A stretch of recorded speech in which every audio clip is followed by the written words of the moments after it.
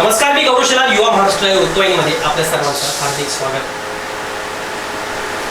राज्यात घडलेली घटना ही म्हणजे उपमुख्यमंत्री अजितदादा पवार यांच्या अपघाती निधनाची।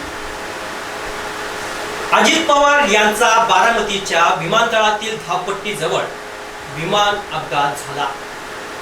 यामध्ये अजित पवारांसह विमानातील 5 जणांचा दुर्दैवी मृत्यू झाला आहे।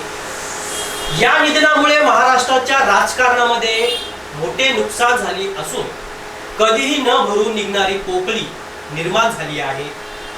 मात्र अजित पवार यांच्या आकस्मिक निधनामुळे बारामती विधानसभा मतदारसंघामध्ये पोटनिवडणूक लागण्याची शक्यता आहे। तसेच बारामतीचा नवा दादा कोण होणार याची जोरदार चर्चा आता रंगली आहे। राज्याचे उपमुख्यमंत्री आणि बारामती विधानसभा मतदारसंघाचे आमदार असलेले अजित पवार यांचे निधन झाले असून त्यामुळे बारामतीमध्ये आता त्यांची जागा कोण घेणार अशी चर्चा सुरू झाली आहे।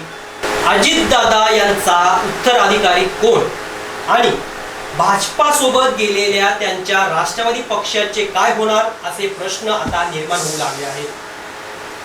भाजपा सोबत सत्तेमध्ये असलेले हे नेते पुन्हा शरद पवार यांच्या सोबत जाणार की अजित पवार यांच्या पक्षाला नवे नेतृत्व मिळणार याची चर्चा आता सुरू झाली आहे। दरम्यान उपमुख्यमंत्री पदासाठी सुनेत्रा पवार यांचं नाव आघाडीवर आहे।